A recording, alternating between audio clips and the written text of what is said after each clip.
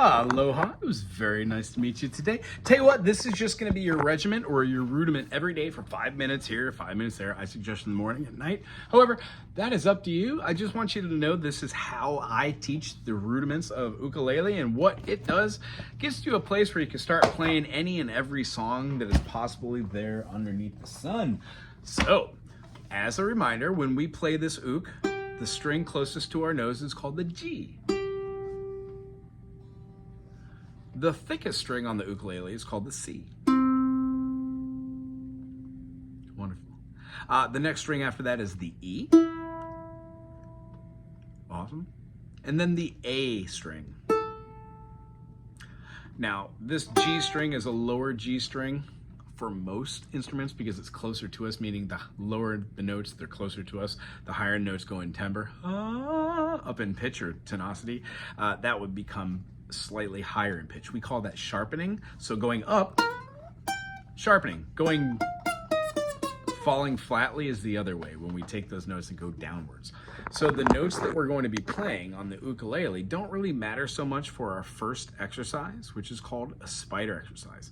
It requires us playing our first finger in the middle of the first fret, right in the middle. And now this isn't so much one of those bar chords, the B-A-R-R-E, yet it's one of those pointy chords where we touch that string and press really hard.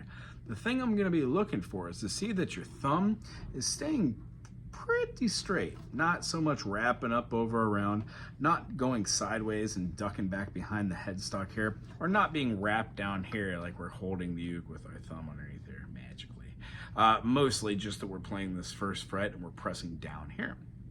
The concept is we're pushing down between two fixed points, and when we do, it shortens the distance between the nut and the saddle.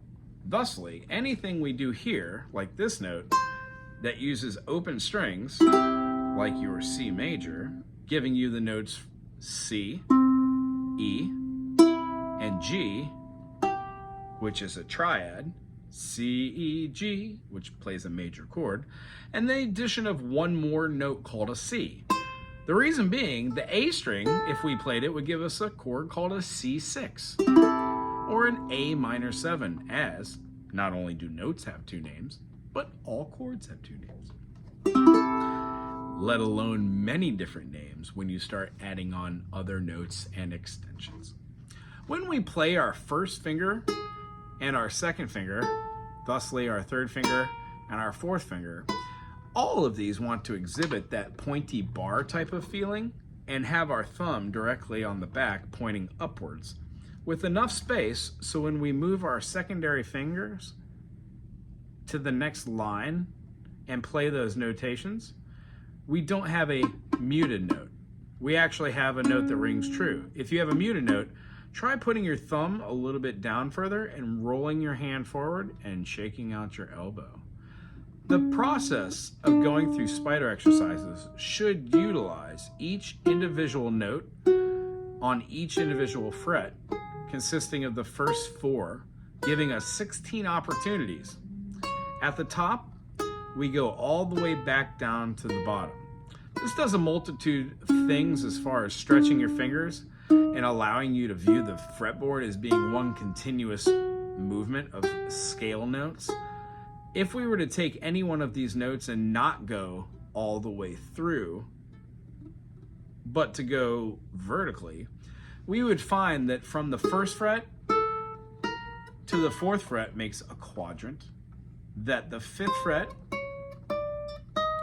to the 8th fret makes a quadrant, and then from the 9th fret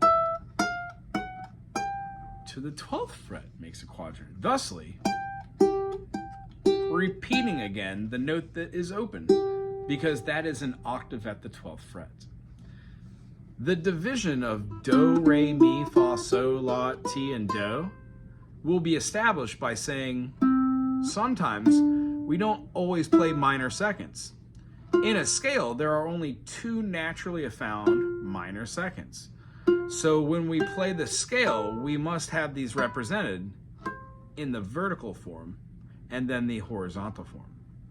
But I digress. Just letting you know, we're not always going to be playing minor seconds.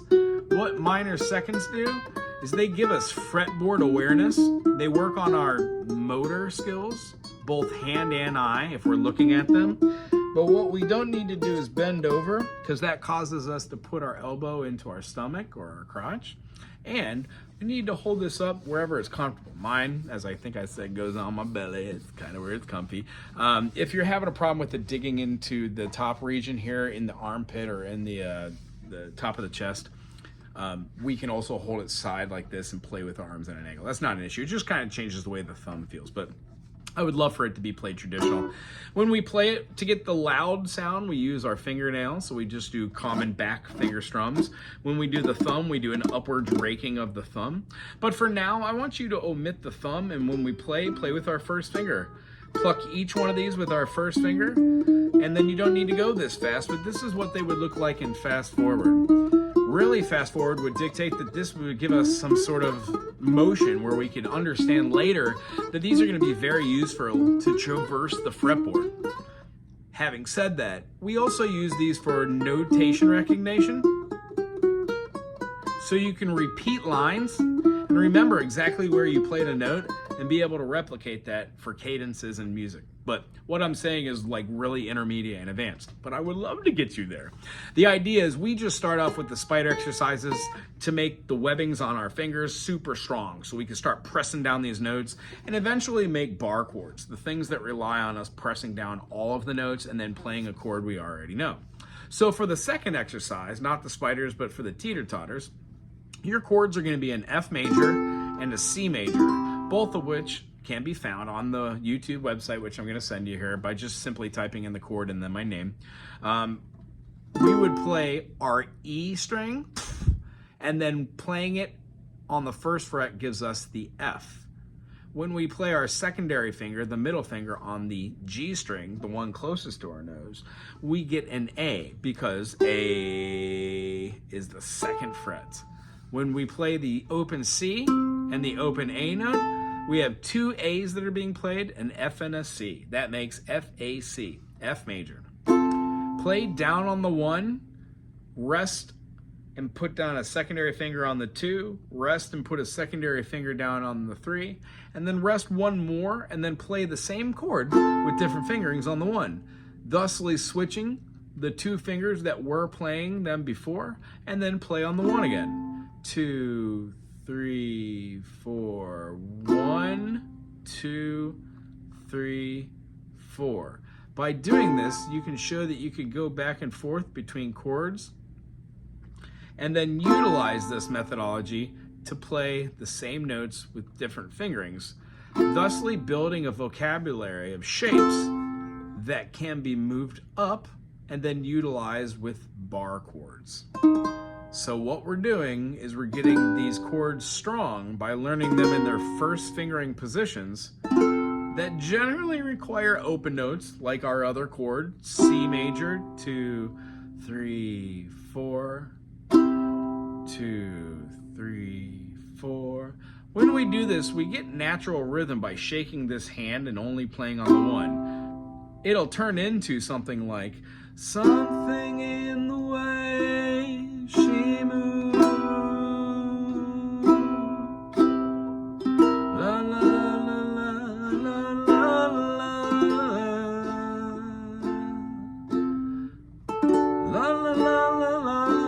la la la la la.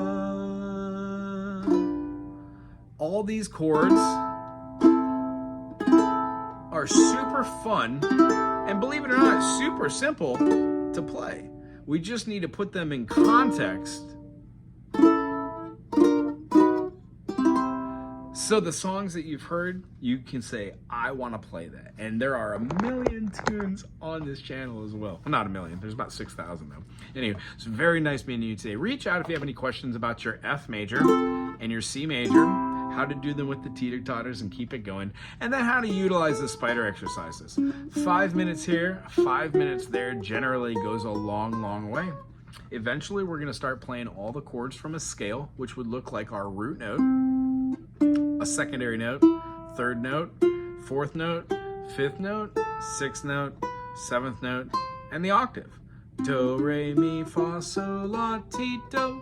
My goals are to get you through many keys besides just C, but we would have C major, D minor, E minor, F major, G major, A minor, B diminished, C. Next chord after C in the circle fifths is G, G major, A minor, B minor, C major, D major, E minor, F sharp diminished, G. The idea is there's 7 chords in each scale or each signature, and many of them repeat. So really, we don't need to learn that many chords. We just need to learn one basic concept, which we're going to talk about next week.